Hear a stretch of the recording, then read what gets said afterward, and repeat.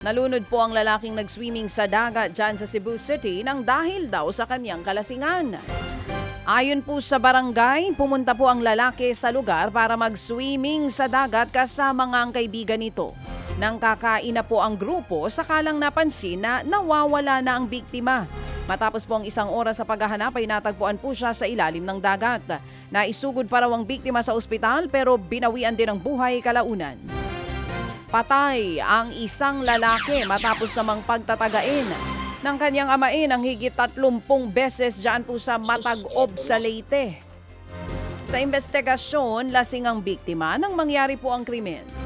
Una raw nananaga ang biktima o ng biktima ng aso kaya agad po siyang sinaway ng kanyang amain. Pero lalo lamang itong nagwala. Doon na po nagkaroon ng pambuno ang sospek hanggang sa maagawang itak at pagtatagain nga po ito. Arestado na ang sospek na ngayon po inahaharap sa kasong homicide. Depensa niya, gumanti lamang siya sa pag-aamok ng biktima. Sa pool naman po sa video, ang napurnadang pagnanakaw ng isang motorsiklo, dyan po yan sa Kabakan sa Cotabato. Sa kuha po ng CCTV mula sa loob ng gate ng bahay, makikita po ang pagpasok ng kawatan. Dahan-dahan itong naglakad. Agad na pinuntirya ang nakaparadang asul na motorsiklo. Nakatunog po ang may-ari ng motorsiklo at lumabas kaagad. Nataranta ang sospek. Kaya naman inabandona na lamang ang motor.